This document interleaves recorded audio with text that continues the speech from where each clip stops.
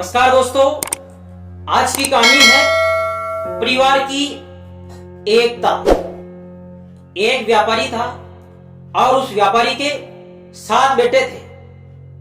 अब देखिए, 7 बेटे थे, 7 बहुएं थी और वो व्यापारी और उसकी पत्नी सब मिलजुल के संयुक्त परिवार में एक साथ रहते थे। एक दिन उस व्यापारी को एक सपना आया और सपने में एक व्यक्ति आया और उस व्यक्ति ने उससे कहा कि भाई, मैं एक दिन तुम्हारे घर में आऊंगा, मैं कलेश हूं और आपके अशांति हो जाएगी, आपके घर में लड़ाई झगड़े बढ़ जाएंगे, आप सब लोग एकता से नहीं रह पाओगे। लेकिन वो जो व्यापारी था वो कभी गुस्सा नहीं होता था, वो बहुत सहनशील और विनम्र स्वभाव का था।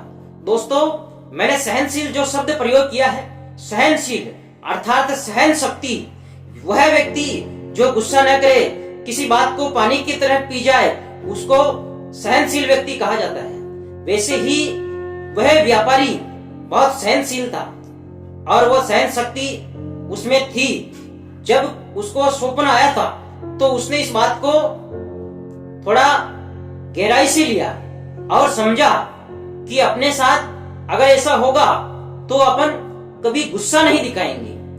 अब देखिए, स्वप्न तो उसको आ गया था, स्वप्न की बात तो ठीक है, अच्छा सीख सही, स्वप्न में ही सीख लिया उसने, उस समय ही सीख ली तो अच्छी बात है।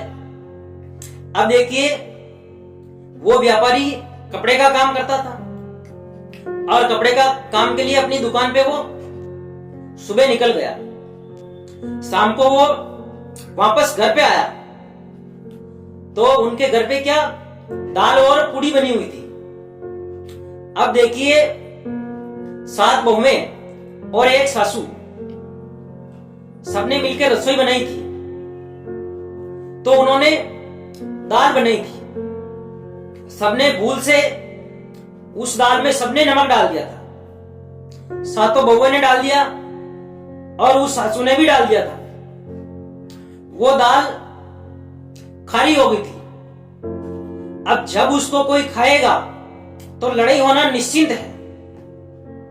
शाम हुई, वो व्यापारी अपने घर पे आया और घर पे आया तो उसके लिए खाना लगा दिया था।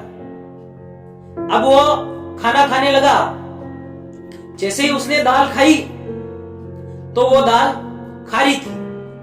अब उस व्यापारी ने सहन किया, उसकी सहन शक्ति मजबूत थी और उसने विचार किया कि अपने को ऐसा स्वप्न भी आया था, सपना आया था और जोग संजोग की बात है, उसके दूसरे दिन ऐसी घटना भी हुई है, तो अपने को थोड़ा सहन करना चाहिए।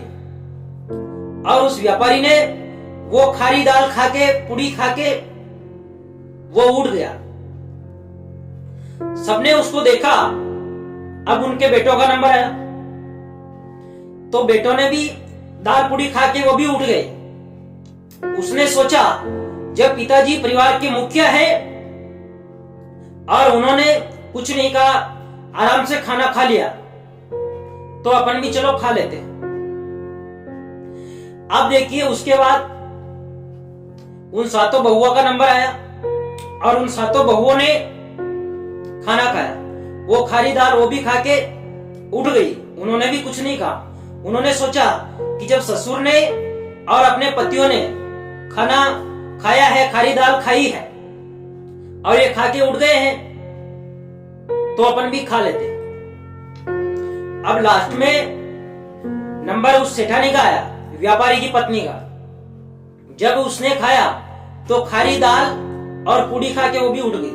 उसने सोचा कि जब पूरा परिवार ये खा गया बिना कोई विरोध किए, बिना किसी लड़ाई झगड़ा किए, तो मेरे को भी लड़ाई झगड़ा नहीं करना चाहिए।